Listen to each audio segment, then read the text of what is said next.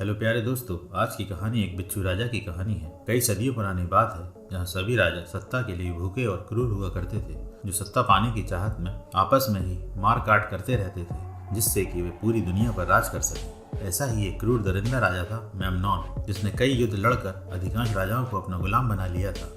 Memnon की जीत का सबसे बड़ा कारण था उसकी एक खूबसूरत जादूगरनी जिसका नाम कैसेंड्रा था, जो अपने जादू के बल पर मेमनॉन को यह बताती थी कि उसे किस राजा पर आक्रमण करना चाहिए जिससे कि वह उस राजा को आसानी से जीत सके। पर इसके बाद भी अभी कुछ राजा ऐसे भी थे जो मेमनॉन को हराकर मार डालना चाहते थे, और इसी कारण से सभी आपस में मिलकर गुप्त योजनाएं बनाया करते थे जिससे कि वे मेमनॉन को हरा सकें। अब कहानी की शुरुआत में हम मेमनॉन को एक युद्ध के मैदान में लड़ता हुआ देखते हैं, जो एक के बाद एक सभी राजाओं को हराता हुआ अपना गुलाम बनाता जा रहा था। जो भी राजा आगे आकर सर उठाता, मेमनॉन उसका सर काट देता, और उसकी दहशत के कारण बहुत से राजा उसके गुलाम बनते जा रहे थे, जिससे मेमनॉन उन्हें जिंदा छोड़ देता था, पर बदले में उनके राज्य पर अपना कब्जा जमा लेता था। अब यह देखकर मेमनॉन अपने राजमहल में आता है, जो कि बहुत खुश है। वह खुश होकर अपनी प्यारी सुंदर जादूगरनी के हुस्न और जादू की तारीफ करता है। यहाँ जादूगरनी भी खुश होकर मेमनॉन को जीत की बधाई देती है। वहीं दूसरी तरफ कुछ राजा मेमनॉन को हराने के मंसूबे बना रहे हैं, जिसमें से एक राजा था फिरौन, जो मेमनॉन को महल में घुसकर मारने की योजना बना रहा है। तभी उन सभी को एक गुप्तचर बुढ़िया बताती है कि कार्डियल राज्य को भी अभी अभी मेमनॉन की सेना ने हरा दिया है और मेमनॉन ने पूरे राज्य के लोगों को खत्म कर दिया है, पर अभी भी कार्डियल राज्य के 3 जाबाज योद्धा जिंदा बचे हुए हैं। फिर फिरौन उन तीनों योद्धाओं को अपने पास बुलाता है, जिसमें से सबसे खतरनाक योद्धा है मथायूश, जो इतना बहादुर है कि सभी राज्यों में उसकी बहादुरी के किस्से हर एक की जुबान पर हैं। यहीं पर मथायूश का सौतेला भाई भी आया हुआ है, जिसे जैसन बुलाते हैं, और तीसरा साथी है राम। फिरौन उन्हें अपनी सेना में रखने को तैयार तो हो जाता है, पर एक शर्त रखता है कि तुम्हें पहले मेमनॉन की उस जादूगरनी को मारना होगा जिसका नाम कैसेंड्रा है, क्योंकि उसे मारे बगैर हम लोग मेमनॉन का कुछ नहीं बिगाड़ पाएंगे।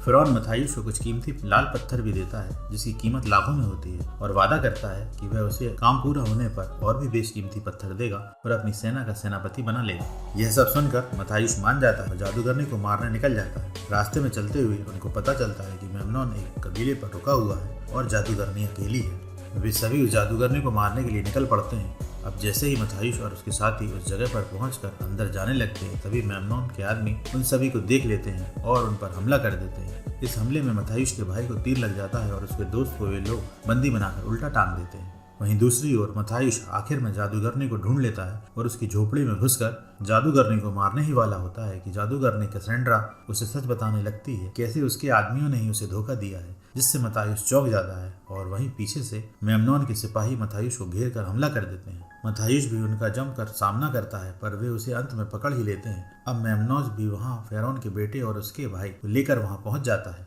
मेमनॉन मथायूश को एक राज की बात बताता है कि फिरौन का बेटा उससे मिल गया है और उसने अपने पिता फिरौन को भी मार डाला है, और उसी ने हमें बताया है कि तुम तीनों जादूगरनी को मारने यहाँ आ रहे हो। मेमनॉन मथायूश के सामने ही उसके भाई जैसन का गला काटकर मार डालता है, और जैसे ही वह मथायूश को मारने वाला होता है, तभी जादूगरनी उसे रोक लेती है और कहती है कि अभी मथायूश को मारना ठीक नहीं होगा, क्योंकि इसके मरते ही तुम्हारे बुरे दिन शुरू हो जाएंगे और तुम्हारी जीतें रुक जाएंगी। यह सुनकर मेमनॉन को बहुत गुस्सा आता है, पर वह मथायूश को अपने हाथ से न मारकर खूनी रेगिस्तान में गाड़ देता है, जहाँ खूनी आदमखोर चींटियां रहती हैं जो इंसानी मांस को कुछ ही पलों में खा जाया करती हैं। मथायूश के साथ ही एक चोर भी वहाँ गड़ा हुआ होता है, जिसका नाम रफीक होता है, जो कि घोड़े चुराने के जुर्म में वहाँ सजा काट रहा होता है। पर वह रफीक बहुत शातिर चोर होता है, जिसे उन गड्ढों से निकलना आता है। अब जैसे ही मेमनॉन के सिपाही वहाँ से कुछ दूर ही जाते हैं, रफीक वहाँ से निकल भागता है। यह देख मथायूश भी उसे खुद को निकालने के लिए कहता है। वह मथायूश को बताता है कि मैं तुम्हें निकाल लूंगा, पर उसके बदले तुम्हें मुझे अपने साथ रखना होगा। मथायूश भी मजबूरी में मान लेता है।